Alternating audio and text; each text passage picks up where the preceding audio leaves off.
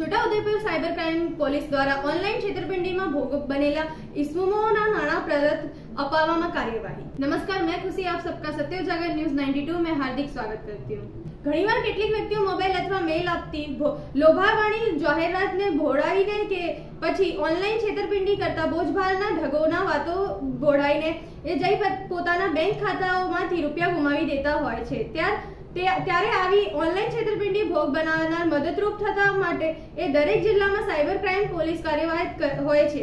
છોટાઉદેપુરમાં જિલ્લા cyber crime police મથક દ્વારા જિલ્લા ઓનલાઈન છેતરપિંડી ભોગ બનેલા કુલ પર વ્યક્તિઓની અરજી સંદર્ભે કુલ 11,32,079 રૂપિયાનો અરજદાર ખાતામાં પાછો મેળવવા કાર્યવાહી હાથ ધરવામાં આવી છે।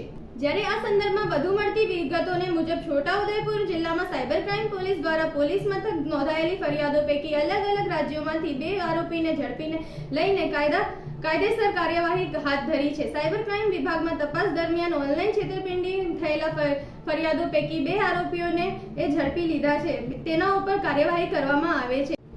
આવા પ્રકારની તમામ જાણકારીઓ પ્રાપ્ત કરવા માટે અમારા ચેનલ સત્ય ઉજાગર ન્યૂઝ 92 ને લાઇક, શેર, સબસ્ક્રાઇબ અને કમેન્ટ કરવાનું અચૂક ના ભૂલતા। ધન્યવાદ। જય હિન્દ, જય ભારત।